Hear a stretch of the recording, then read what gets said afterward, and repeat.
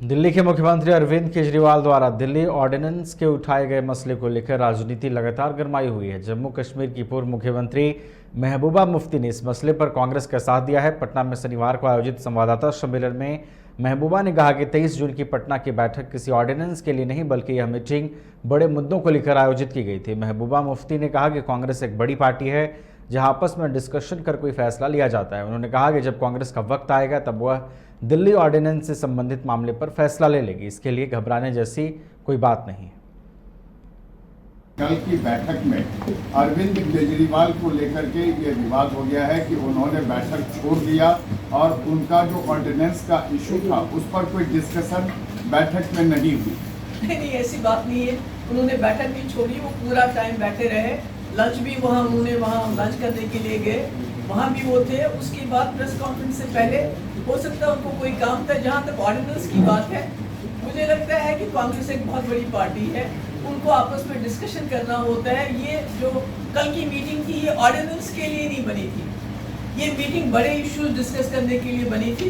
और जब ऑर्डिनेंस का वक्त आएगा तो कांग्रेस उसमें अपना फैसला करके वो बता देगी। तो मुझे नहीं लगता है कि उसमें कोई ऐसी कोई मतलब घबराने की कोई बात है।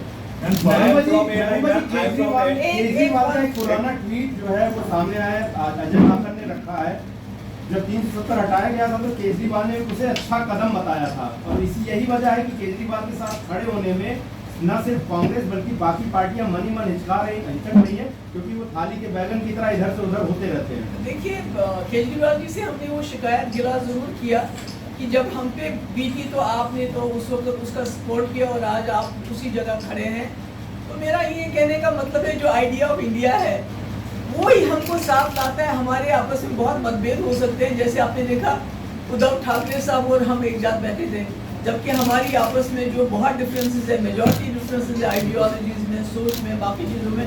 मगर this is the idea of India कि आइडिया ऑफ इंडिया को कैसे बचाएं, गांधी के हिंदुस्तान को कैसे बचाएं, अपने कॉन्स्टिट्यूशन जो आपको हमको राइट देता है बात करने का, जिंदा रहने का, उस कॉन्स्टिट्यूशन को कैसे बचाएं। क्योंकि अगर आज हम इकट्ठे नहीं हुए तो कभी इकट्ठे नहीं हो पाएंगे और मुल्क नहीं रहेगा।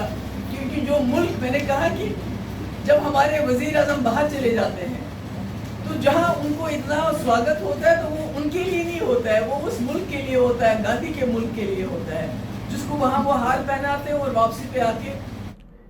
पटना में आयोजित G20 की बैठक संपन्न हो चुकी है। बैठक के बाद हिरण्मय पांडा ने कहा कि महिलाओं की कौशल विकास, अवसर और उन्हें शिक्षित करने पर जोर दिया गया है। अंतर्राष्ट्रीय स्तर पर महिलाओं की भागीदारी को 50% करने पर भी सहमति बनी है। वहीं अंतर्राष्ट्रीय प्रवास और सामाजिक सुरक्षा निधि पर बात हुई है।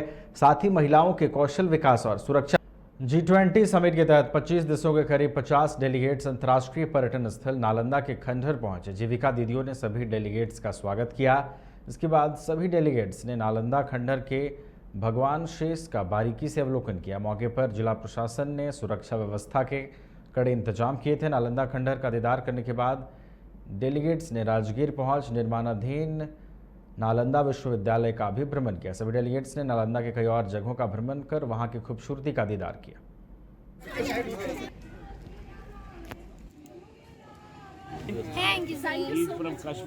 Archaeological Survey of India, Bihar government, Government of India, we are all deeply honored to welcome you here.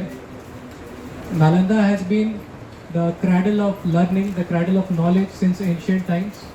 It has been the site of 5 major religions, major activities of 5 major religions of the world: Hinduism, Islam, Buddhism, Sikhism and Jainism.